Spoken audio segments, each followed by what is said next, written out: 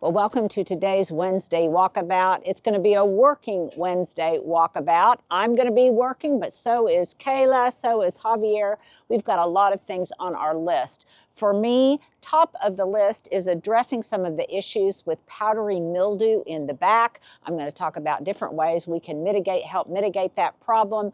We're going to put up a piece of lattice work. We're hanging a security light. We are going to be working on the planter boxes in the back and just basically trying to make some order out of the holy mess that is the backyard after this winter. So what do you say? Let's do it. Let's do it.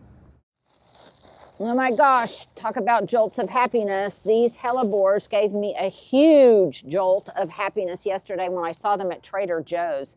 I bought 3 of them. Actually, I bought 4 and gifted one to my friend Linda Lambert, but they're absolutely gorgeous. A lot of you ask me, what do I miss about my former home? And one thing that I really miss this time of year are the Hellebores that had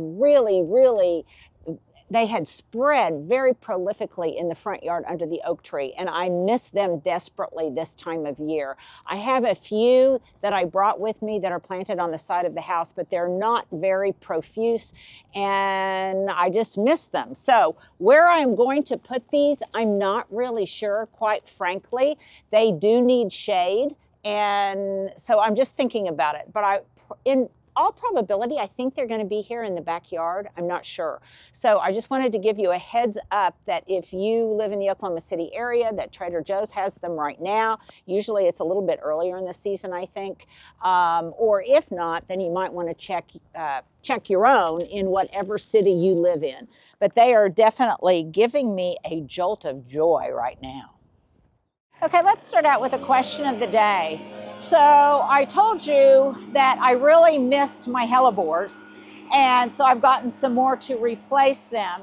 And here's my question of the day for you. Do you have something that you formerly had in your garden that died or that you removed or for some reason isn't there anymore? Maybe you too started a new garden someplace else that you really miss and you want to incorporate into your garden this spring. So if so, please tell me in the comments, in the compliments, you can give me those too, in the comments below, what thing you miss from your past in some way that you want to make sure that has a presence in your spring garden. Okay, well, getting ready for the growing season means a lot of different things. We're not just preparing the gardens and the garden beds and planting up containers and pruning and all of that kind of stuff, but we are also taking measures to address any kind of issues that we have that are more easily accomplished when the garden isn't full of greenery and all sorts of garden matter. Am I right? That's right. So what are we doing today? So we are going to fix the security light for you. And we're going to put your trellis in today before everything starts growing over there beside the garage. Okay. And that way we do the least amount of damage to plant material. Right. In this case, the Japanese maple, you can see the ladder's kind of leaning against it. If it had foliage on it, it would be knocking the foliage off. Right. Right. So, you know, I think it's important to do these kinds of things. It makes you feel as if you have a head start on spring, so you can go ahead and get these things done. Access is so much easier. But the other thing is, like after we install the lattice, and we'll be talking more about this later, then if we have to do any kind of touch-ups or whatever, the touch-up, painting, any kind of sealant or anything like that we have to put in will make it that much easier because we won't have so many impediments kind of in our way. And Kayla is going to help me with that. She is also going to help me. We're waiting on them. I've talked about these, the liners for the 3 planter boxes in the back. So describe our setup that we had before, Kayla. So we just had a real thin piece of landscape fabric, and a couple things with that. It can cause you to actually hold too much water.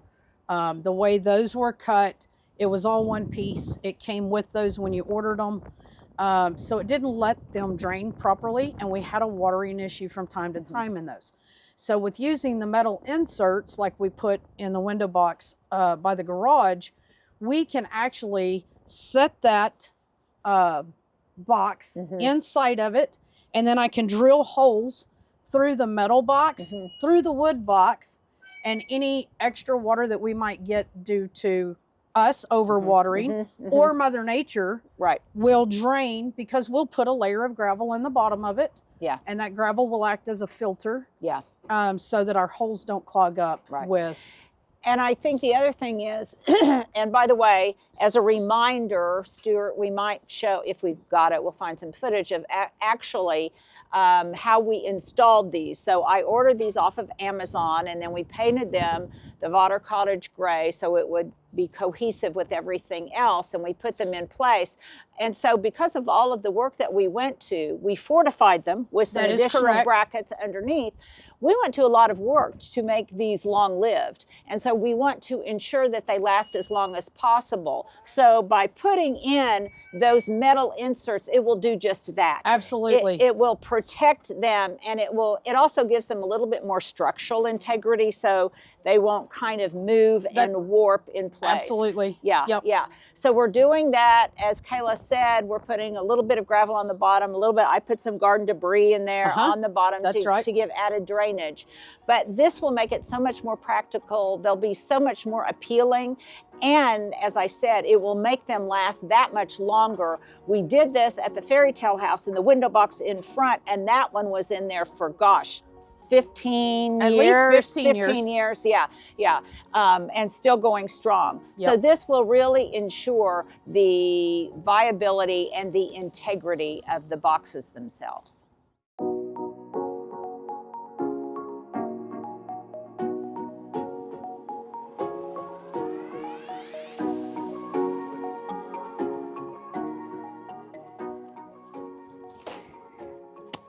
Okay, you guys. Tragedy in the garden. A number of you noticed it and pointed it out to me, and I noticed it too, but wasn't 100% sure, so I didn't want to mention it until I had used it a little bit more. And that is the nature of the Landscape Mix Happy Grow soil conditioner that I have talked about for years, and a number of you noticed it as well. So first, we observed that it was in a new bag, Happy Grow, same name, it was the same price, it says Organic Landscaper Mix. But a number of you pointed out, and I noticed it as well, that the texture of it seems to be different. It is not as mulchy, it's not as rich, it's not as spongy. It says on the bag 100% organic hardwood, but nevertheless, it's different.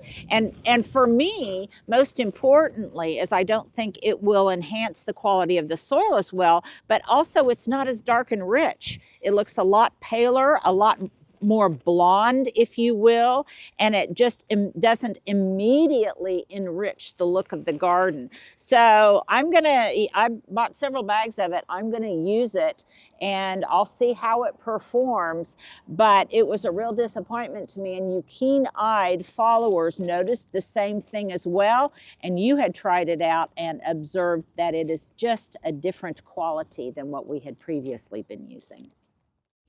Well, I haven't done an outfit of the day for a while, and it's not really so much that this is very fashionable, but it does solve some issues that I've been having. So number one, from top to bottom, I guess, my earrings are some that I got at Target a million years ago. Okay, yeah, let me show you. Got these a million years ago. Last night, I was watching a video that my sister recommended, and I'll try to put a link below to the Ralph Lauren fashion show, 50th anniversary fashion show. It was really fun to watch, so I'll try to remember to put a link. Also, I will try to remember to put a link to those supportive sock things. I neglected to do that. I apologize, and I will put a link to those in the description box as well. I'll also be putting those on Instagram. But I digress. Okay, so my earrings I got at Target. My bandana, it's bandana season again, and I'm really trying to be careful about wearing sunscreen on my neck and protecting my neck, not only from the sun, from the hazards of the sun, damage from the sun, but also because I'm doing lots of pruning and I'm working around and with lots of prickly things right now. And even something as odd maybe as my neck or my chest can get scratched when I am really working in the bowels of a thorny rose or something of that nature. It's a little bit more chilly today than it was yesterday, and primarily I'm working in the backyard today where it's in the shade, so I needed another layer. So this is a jean jacket that I got recently from Banana Republic on sale, and underneath it I have a thrift store find that I think originally, I'm not sure where it came from, but it's a thrift store find. I want to say Old Navy, a denim shirt. I love the bottom of it because I can wear it untucked, and I think it's becoming. Now, the reason I wanted to point this out to you is one thing I have started to do is I am taking a tip from all of the workers, the landscapers, the mowers, the people who really take care of our lawnscapes, and especially Kayla's guys, and that is they always wear long sleeve shirts when they're working out in the garden. Yeah. And I am not always good about that. So even when it's hot now, I'm going to try for the most part to either wear a long sleeved shirt when it's cooler or my protective farmer sleeves when it is not. Because one thing I have noticed is I am really starting to beat up my arms. I've got scars from past years from pruning roses. I've already got a big scratch right there. You can see I've got a pale ghosty cast to my skin because of all the sunscreen I've already been putting on it. So for me, I'm not really hot. This is also something I observed on the river guides when we would take all those river rafting trips and such. The river guides, the women, they would always have long sleeve shirts on, but they would just leave them unbuttoned at the bottom. So they got good airflow. They could pull them up if they needed to. But I thought, you know, that is a practical wardrobe tip, if you will. Stuart, let's put a little tip there. And that is to just resist that urge to always roll up your sleeves and leave them long. I know it may seem like an insignificant thing, but I don't think it is as we're getting ready to get into the very, very aggressive part of spring gardening. And then I've got on just some leggings, which I find are easy to work in, easy to move in. I can do my stretches in them, unlike jeans that don't have any give to them. And then also right now, because I'm working in the garden beds amongst a lot of thorny things, I've got on tall boots. These I got at Target many, many years ago. Look, they've even worn all the way through. So it may be time to discard these and don another pair. But there you go. There's my outfit of the day with all of its practical applications.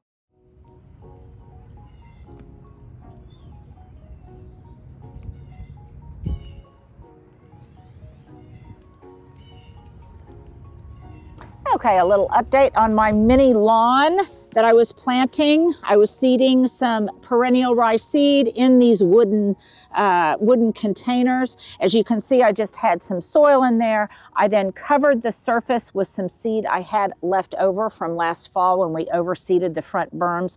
I'm not sure if it's viable or not because a little bit of it was stored into an outside storage container where I keep some of my tools. So it may or may not be viable, but you know, no pain, no gain. It doesn't, you know, I've got nothing to lose. So I planted it very densely actually. And then I'm just going to cover it with a little bit of potting soil. Not a lot. In fact, from last year, so pretty. I've even done an Easter basket like this, but this will just be, it's kind of like that modern thing you sometimes see in magazines and stuff where you just have a little tiny lawn. And I think it's just very, very sweet and very fun. And why not? It's costing me nothing. Okay, so I'm just going to do that. And then I actually already had this in a greenhouse. Had to get some soil. So now I'm just covering it up with a dry cleaner bag. And I'm leaving it in the sun, and pretty soon that moisture and the heat and the light will make, hopefully, germination come very, very quickly if the seed is viable. If not, I have nothing to lose. So just wanted to give you a little update on my miniature lawns. Yeah, I mentioned that I had just a few hellebores, and I've got some in here.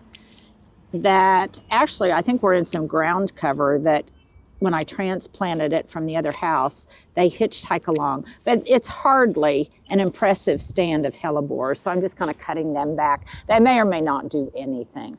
But as I said, every time I go by, I think, oh, I kind of miss those hellebores. And so I needed to get some. Oh, and I forgot these were here, and here's some hellebores over here, and these have little buds, and they look to be the same color as the ones I just bought. Now again, these aren't very impressive and they're very winter weathered, but nevertheless, it's a happy little thing. Well, here's a garden hack where you can use debris from your garden in place of filling an entire tub like this one or any kind of container planting with all potting soil. I really just want something in the bottom of it to take up volume so I don't have to use quite as much potting soil on top. It's a way to save some money. And I have plenty of garden debris at this time of year because so many things have died back. I've got pots that just have almost nothing but potting soil in them. And so that is what I am going to use. Now, importantly, do not use anything that may contain something that is diseased, something that might have pests or anything of that nature. But in here you can see that I have a smorgasbord of boxwood prunings. I've got a squished, decaying pumpkin. I've got the root ball and a little bit of the remainder of a juniper. And these things in here will just break down over time, just as if they're being composted in place. And then I've also got just some pots. These were little boxwood basils, and they're in some pots. And I'm just going to put that in there. I had a couple of 6-inch things that didn't, or 4-inch things that didn't quite make it, but that's good soil. No reason to discard it and put it in the landfill.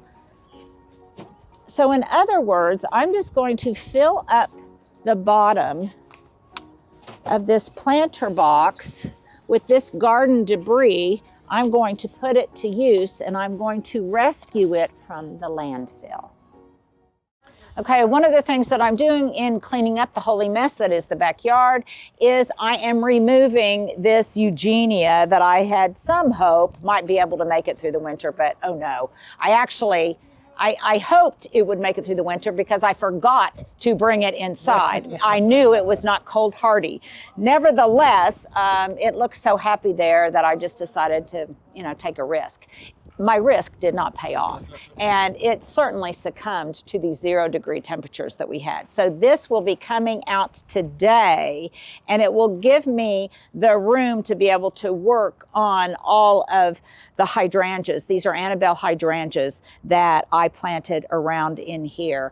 And then I'll just see what kind of evergreen structural plant I want to replace this one, because this corner definitely needs some grounding. Now, if you look around this way, you can see that I planted a Blue Point juniper. This used to be in the front yard, so I stole from Peter to pay Paul, not once, but twice, because originally this was a volunteer. I shopped my garden at the Fairy Tale House. I brought it over here, planted it over here in the front yard, and now it is living in the backyard, in this corner right here, where it will hide the meter, especially when I have a container planting in front. And then you can see I also have one in the backyard with a nice strong central trunk over here that eventually, if I so choose, I can transform in some way to a topiary. But they are both very happy back here. They get enough light. They were getting too large for the front yard, and I love not having to spend any money. Well, some of our plants aren't the only thing that returns in the spring. Also, what returns are 2 of my indispensable helpers. So Sergio and Javier are also here to help me with the heavy stuff. I am not going to do it myself this year. I know my limitations. So say hello, guys, to your fans. You two overwintered very well, might I say. So they're here. They're going to help me with some things. We've got some heavy pots to move in the front. And as always, I can't thank them for their indispensable service enough. So I'm just doing some general garden cleanup back here. This will clean up actually pretty quickly. I don't have nearly as much planted back here as I did at my former home. Some things I could have pulled out earlier but didn't. That was a little bit of basil in there. Seems like maybe I've said boxwood a couple of times in this video when I meant basil. And I'm just kind of cleaning this stuff up. I'm going to hold off on cutting back that lavender. And while I am down here, I'm going to look for any signs of emerging tulips, because as you recall, I did plant some tulips back here. This was some kind of Artemisia. I'm not even sure what variety it was. It was gifted to me. And I'm going to go ahead and cut this back now. I didn't cut it back earlier because this is a perfect instance of where what is growing is actually protecting the root ball itself. So if you are growing Perovskia or Russian sage or something like that, you may not want to cut it back prematurely. Let it insulate itself. Yeah, let it insulate itself. And look under here, Stuart, if we can see. It may look like holy heck, but look at all that fresh green growth. And so by removing, and you can see I even had put some leaves, some leaves around it, also to insulate it as some kind of mulch. And I'm going to remove that to give it room to really grow and look beautiful. And if I cut into any of that new foliage, then I'm not too concerned because it will regenerate itself. By the way, I do not have any here, but at my former home, I had all sorts of liriope, aka monkey grass, and that you want to go ahead and cut down now before any new growth starts appearing. Okay, so as you guys know, I've been doing lots of leaf cleanup. And I've been doing it very carefully and very selectively, which means I've been doing it myself because I know what things might be growing and germinating underneath the leafy blanket. But I'm not going to remove all of it. I've got a little bit left in place that as the shrubs fill out, it will cover up the brown of the leaves and you won't see it. But also what few remaining leaves I have in the bed, I'm just going to blow, we're doing it today, I'm going to blow back so that it then mulches the hollies. So I think that'll be a good thing. You won't see them, they will break down over time. And again, it's something else that will not end up in the landfill. Hopefully you can hear me over the noise, but we're cleaning up the leaves in the beds. And then the other thing right now, it's all about getting things to look nice and tidy before the show begins. So we've edged the front berms. We've cleared off all of the leaves from the lawn, and now I will be able to fertilize it with that Milorganite, water it in, and let the show begin. Okay, so I'm cutting back some more stuff over here. I've got my Handyworks pruners. And this is one of those things that I intentionally did not cut back.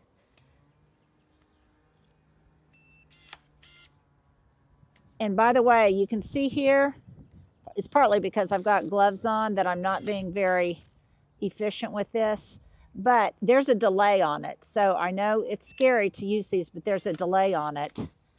So that's why sometimes when I press it like that, nothing happens. And that delay is a good thing because it's there. Yeah, it's there for your protection. It took the fear away from me when I used it. It did help. Yeah. It gives you an opportunity to rethink the position of your hand or whatever. True. So I am cutting this back. And then the other big thing that I am doing today is I'm going to be tackling. Did you also hear that little beep it makes? Yeah, I think they can hear it. Yeah. The other thing I'm going to do today is I'm going to be tackling the ajuga in the backyard. Now, I mentioned earlier that I am trying to mitigate the problem of all of the powdery mildew I had. Now, Stuart, over here, and by the way, it's kind of windy today, so take that into account, the wind factor, if you're spraying anything or using any kind of product that might be very, very fine and dusty. So Stuart was saying that the ajuga was making him very sad because it just looks so awful. But look here. Yes, it does look awful, but you can see that there's all sorts of green. Can you see that green right there? And so it tells me that it is not dead, but it is looking dreadful. So last year, for the first time ever, I had a ajuga that got powdery mildew on it. And I think it was, it was probably caused by a number of different things. One, the drainage back here is not great. Two, the air circulation back here is not great. And there's not a lot of, and things are kind of squished together back in here because this is a smaller location. So I am going to tackle this powdery mildew now and hopefully prevent some of its spread and its return during the growing season. And here are the ways I am doing that. And Stuart, let's put up a screenshot this so you'll know all of the different things that I'm doing to address it. So number one, I've got a little kid rake here, and I am raking off the dead foliage. Okay, and what that's doing is it's going to expose, it's not only going to remove the tattered, previously diseased foliage, but it is also going to expose the green. It is also going to remove any of the surrounding mulch, which likewise might be infected by some spores of the powdery mildew. So I'm going to remove all of that. And this can be kind of a big job because I've got quite a bit of ajuga. If some of it has died, I'm okay with that. It will, where it remains, it will remain. Where it has died, well, I'll just put gravel. Okay, so I'm going to remove all of this and some of the surrounding mulch. Number one, that will be a preventive measure because those spores that might have overwintered will be removed. Secondly, I'm going to spray them. Stay where you are, Stuart. Once I get it all done, on a not windy day, I'm going to spray with some kind of dormant oil spray. Maybe this, maybe a copper fungicide, something along these lines to hopefully prevent its return. I'll do it according to the package directions, and I will do it on a day where it is not windy. The other thing that I'll do is once I work everything over, if I'm working with any kind of pruners to cut things back, anything of that nature, I will disinfect them with a bleach solution. I believe it's a 10% bleach solution. So I'll be doing that. I will do whatever I can to improve the quality of air circulation through here. And if some areas just die, I will not replant it in that location. I will just mulch it over and let the surrounding plants grow and take up whatever empty real estate there is, because over time, all of these boxwoods and everything else that I've planted here will return. So those are just some things that you can do to help prevent powdery mildew in your garden. As always, it's helpful to start with plants that are mildew resistant to begin. But hopefully you can take this, screenshot this, and maybe put it in your garden journal. Okay, some other developments. This beautiful piece of lattice, which matches identically the fence that surrounds the backyard. This is going to be installed, if you can follow me, Stuart. That is going to be installed today right here. Now it's got long posts on it. They'll probably shorten the posts, but it's going to be installed right here. And it's this is a very difficult area to get something to grow in. So really what I want it for is its architectural presence. So it just looks as if the rhythm and repetition of the fence, of that lattice work, continues all the way around, even to the point where it's the surround for the air conditioner, and then it will be completed over here. This, to me, kind of seemed like a void. It's not absolutely necessary, but it's another fixture that I think will look really nice here. I may or may not try to grow something on it, but its presence will, I think, just be really, really nice. Then ultimately, my better boxwood here will continue to grow up. These golden, forever gold arborvitae, these are from the Southern Living Plant Collection. These will continue to grow up. I may have gotten that name wrong, but we'll put links to those. So then this whole area, once I clean up the ajuga, will look a lot nicer, because I really want to emphasize this area as my potting shed. Since I don't really have a potting shed, I want to continue to stage this to decorate it, if you will, as if it is a potting area. So I've got my table set up. This is a portable table. I can put it up, I can take it down, and I will use my handy thing that I use to plant to protect the table for when I'm doing a lot of container gardening, which, by the way, as a rule of thumb, as you're thinking about what containers you want to use in your own garden this year, make sure that you always err on the side of bigger is better. So that kind of wraps up this Wednesday walkabout. There are so many things that I left unsaid, because things are moving kind of fast and furiously around here. I am anxious. Stuart, let's take a tour and show the disaster that is the back porch. We have used practically all of the firewood, but if I've said it once, I've said it a million times, there has to be ugly and chaos before there can be order and beauty. So there you go. Hope you enjoyed this Wednesday walkabout today, and I will see you this weekend.